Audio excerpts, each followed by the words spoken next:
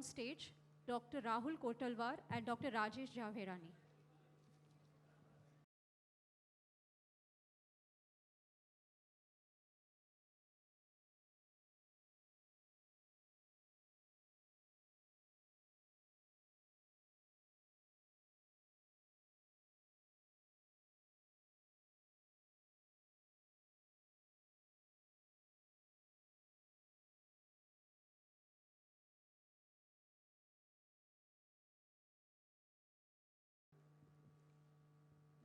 Good morning, everyone. I think we're going to start this session on insulin workshop. This is our insulin workshop, and we have speakers today. The first talk is going to be by Matthew John, and it's on patient-friendly insulin initiation, a case of type 2 diabetes uncontrolled on OADs. I think we're going to have some clinical experience on this, right? Sure. Okay. Thank you. Special thanks to the organizers of this meeting for calling me. And I'll be looking at patient-friendly insulin initiation. So I think as physicians and clinicians, we are all into insulin initiation, and there's nothing new for you. But we are just trying to look at a case scenario and explain how we can use certain molecules in our clinical practice for initiating insulin. So I'll be dividing this talk into two sessions. First one is on insulin initiation. It's a case-based discussion. And the second one is on patient-friendly devices for insulin initiation. So this is a 55-year-old gentleman with type 2 diabetes since 5 years, on treatment with glimepiride, metformin, and sitagliptin at submaximal doses.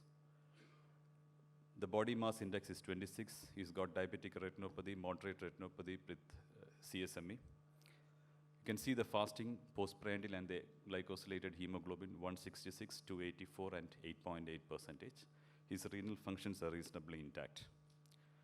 So when you have a patient like this and you're planning on insulin initiation, we can follow various guidelines, but we need to be really aware of what are the realities we face in our OPDs. Most of us are single doctors practicing in hospitals or in clinics. And our patients are the typical Indian patients who come to us. They have high carbohydrate diet, high postprandial glucose levels. Most of them, by the time they reach you, a senior doctor or a person who is interested in diabetes, they are already on multiple oral hypoglycemic agents. And again, we have a limited consultation time where we need to explain to the patient that he is a candidate for insulin initiation and we can't go any further without this therapy. And we also need to do it fast, and it should be acceptable and convenient to the patient. So these are various aspects of insulin initiation that we need to understand and practice. We are also aware that whether you are in rural India or in urban India, most of our patients are on a high-carb diet. Despite the sort of dietary advices that they give, they come down by maybe 10% on their dietary changes. But still, studies like this, the START study by Dr. Joshi, has shown that both in rural and urban India, around 70% of the total energy intake from the food comes from carbohydrates. This, in fact, is in stark contrast to the Western populations where most of their diets have less than 40% carbohydrates. And this is one of the reasons for high postprandial glucose in most of our patients. You are all aware of the typical Monier's graph, which shows the contribution of fasting and postprandial glucose to HbA1c.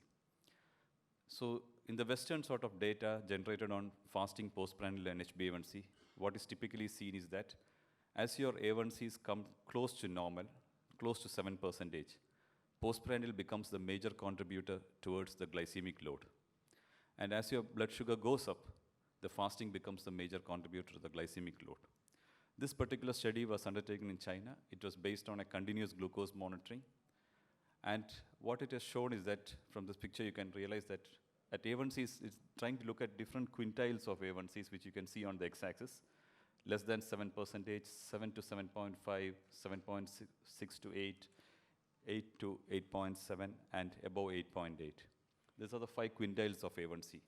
And the first one, you can see that at less than 7%, it almost resembles the Western data in terms of postprandial being the major contributor to overall A1Cs. But you can also realize that as you go up and reach the higher quintile of more than 8, still postprandial glucose contributes at least 40% or more towards the overall A1C, showing that whether your patient belongs to a lower A1C group or he belongs to a higher A1C group, in both places, postprandial becomes a major or predominant factor which you need to tackle when you see patients with uncontrolled diabetes.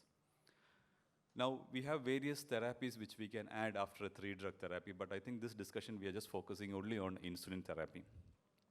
So when you are planning to start insulin, you need to decide what sort of insulin you want to start. And it's always good if you can put in insulins which can tackle all the 3 aspects, the fasting, postprandial, and the glycosylated hemoglobin. So depending on your practice, you may get patients who require insulin in the early disease phase, or you may get patients who require insulin in the progress disease phase.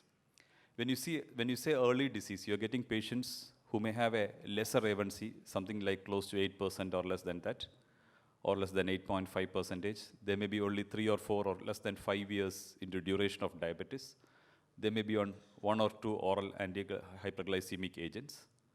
And these are the patients who are typically described as in Western literature that they have reasonably good beta cell reserves and they can afford to go into a basal insulin.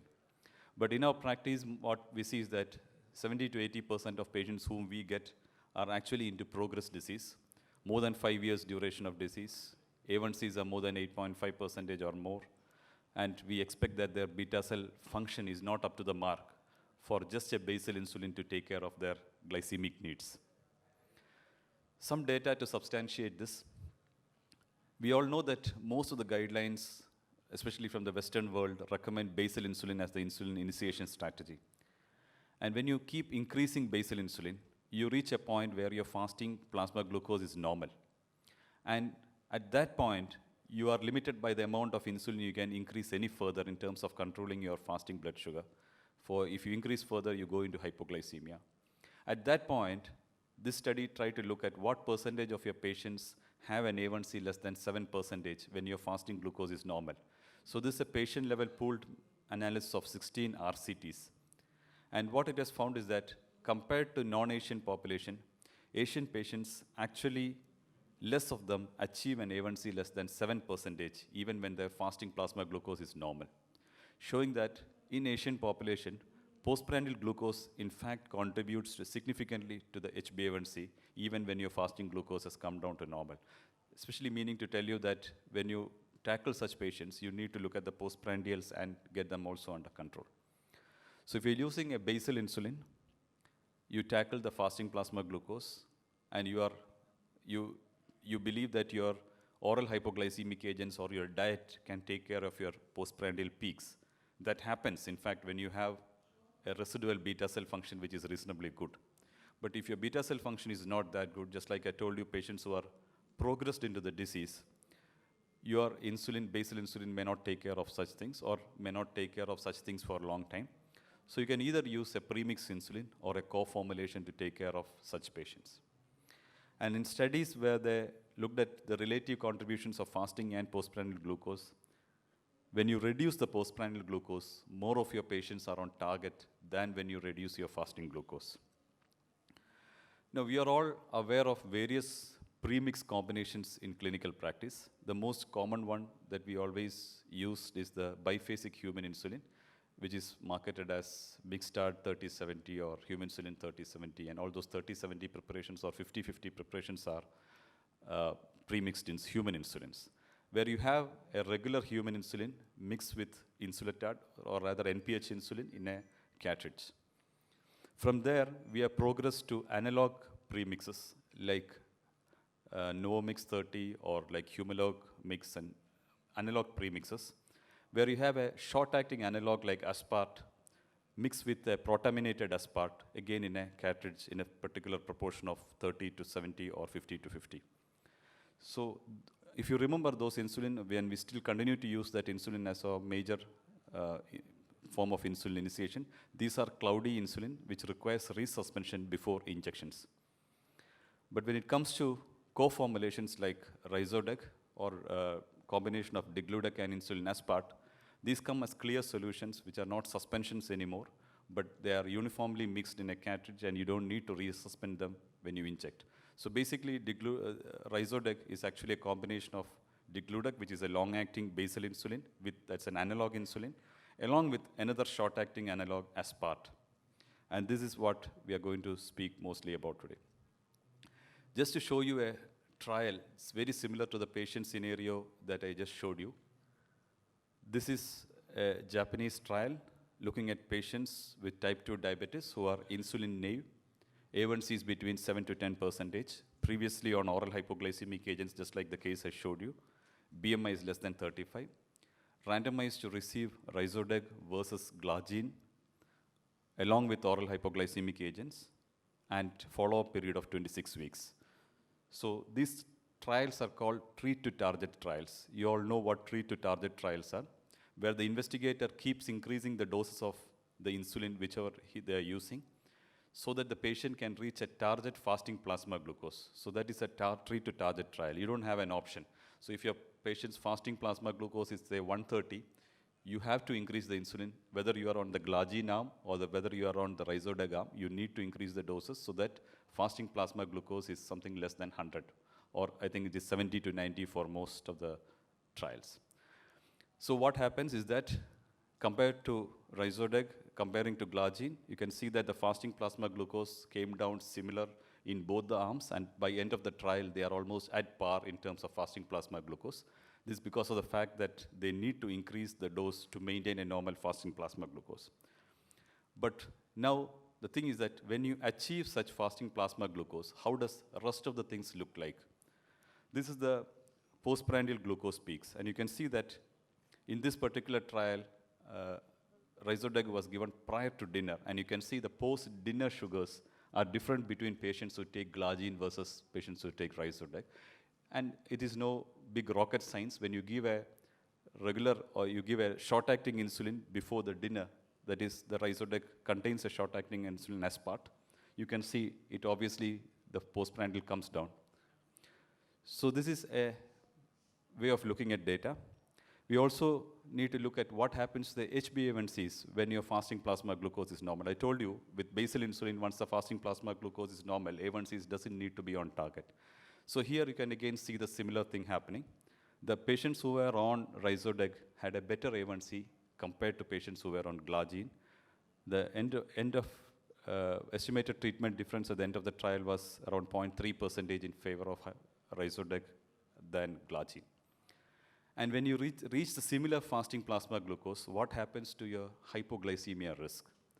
There's a 27% lower risk of confirmed hypoglycemia in patients on Rhizodec compared to Glargine, and 25% reduction of nocturnal confirmed hypoglycemia compared to Glargine. These were not statistically significant, but numerically quite less in patients who are on Rhizodec. The importance comes for certain patients who are actually prone to hypoglycemia. Therapies like Rhizodec can in fact reduce the risk of hypoglycemias in these patients. And the weight gain is almost similar between the two. So if you look at a particular endpoint like which you like to have in most of your patients or all your patients with type 2 diabetes, bringing patients to target without hypoglycemia, their Rhizodec did much better than Glargine in terms of bringing more patients to goal without hypoglycemia. Now, the latest RSSDI guidelines have been released. These are quite good guidelines. I think if you have not read these guidelines, you should read. Probably one of the most comprehensive guidelines in terms of both giving you literature and also giving you guidelines. So, along with other methods of insulin initiation, IDEG-ASP or Rhizodec is considered to be one of those methods of insulin initiation. Start with once daily, and you can intensify with twice daily.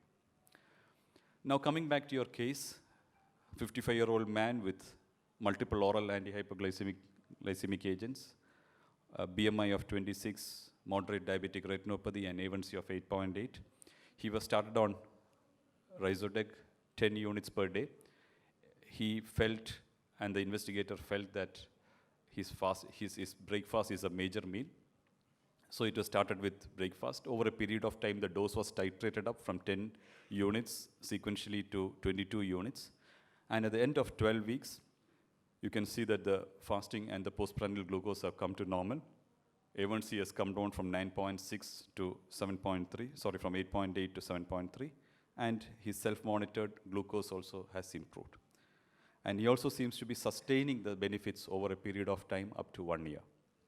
So that the case I showed you is probably a very common scenario that you face in your outpatient departments. Very simple start, simple titration, and intensification using the same molecule.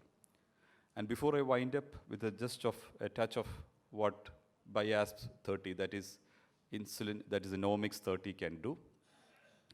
If you look at various trials of basal insulin versus premixed insulin, there can be individual differences between trials, but what stands out very prominently is that premixed analogs are slightly or even better than basal insulin in terms of A1C reduction.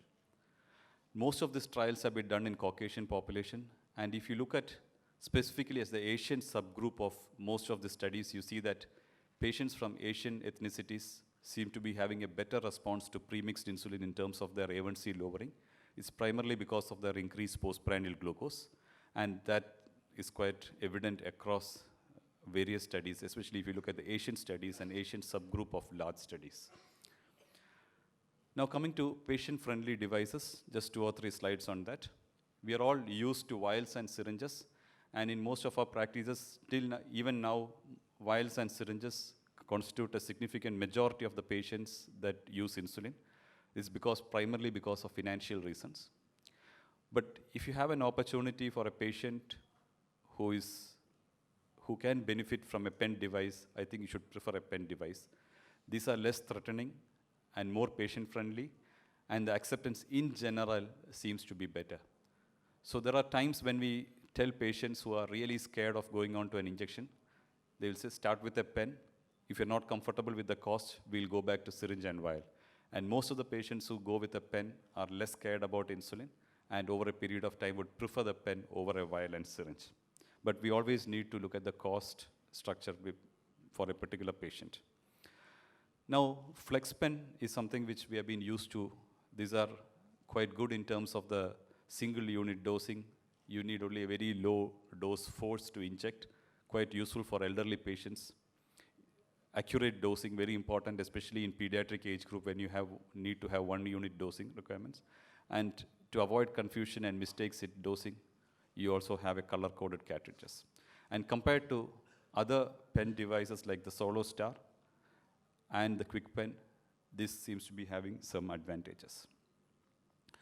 So this is the only pre-filled insulin pen with no push button extension. Basically, when you dial the doses, the push button, in fact, for most of the pens will start moving backward. So you see you need more dexterity to manage that. But with most of the FlexTouch devices, this doesn't move up, and you just see the dose being changed, but the button remaining at the same position.